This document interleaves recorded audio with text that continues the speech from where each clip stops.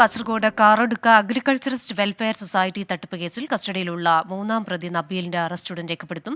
മലപ്പുറം ചേളാരിയിൽ വെച്ചാണ് നബീലിനെ അന്വേഷണ സംഘം പിടികൂടിയത്. വിവരങ്ങളുമായി അരുൺ പാറക്കൽ ചേരുകയാണ്.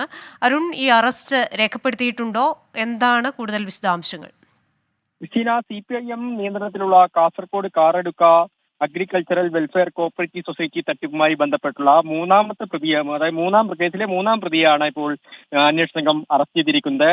മലപ്പുറം ചേളാരിയിൽ വെച്ചാണ് ഇയാളെ പിടികൂടിയിരിക്കുന്നത്. കോഴിക്കോട് അരക്കിണർ സ്വദേശിയാണ്. ഈ പ്രതിയാണ് രതീശനിൽ നിന്ന് പണം തട്ടിയെടുത്തതെന്നാണ് രതീശൻ ക്രൈംബ്രാഞ്ചിന് കൊടുത്ത മൊഴി. ഇതിന്റെ അടിസ്ഥാനത്തിൽ പോലീസ് ഇയാൾക്ക് വേണ്ടിയുള്ള തെരച്ചിൽ നടത്തുകയായിരുന്നു. തുടർന്ന് ആദൂർ CI സഞ്ജീവ് കുമാറിന്റെ നേതൃത്വത്തിലുള്ള സംഘം മലപ്പുറത്തെത്തി ചേളാരിയിൽ വെച്ച് ഇയാളെ കസ്റ്റഡിയിലെടുക്കുകയായിരുന്നു.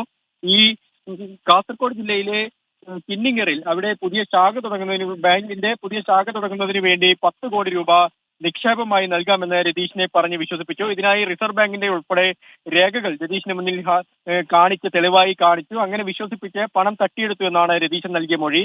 എന്തായാലും ഇതിന്റെ അടിസ്ഥാനത്തിൽ ഈ പ്രതിയെ കസ്റ്റഡിയിൽ എടുത്തിരിക്കുന്നു. തുടർന്ന് കാസർഗോഡേക്ക് എത്തിച്ചിട്ടുണ്ട്. ഉടൻ തന്നെ അറസ്റ്റ് രേഖപ്പെടുത്തും. ക്രിസ്റ്റീന. ശരി, വിശദാംശങ്ങൾ നൽകിയത് അരുൺ പാറക്കലാണ് കാസർഗോഡ് വന്ന്.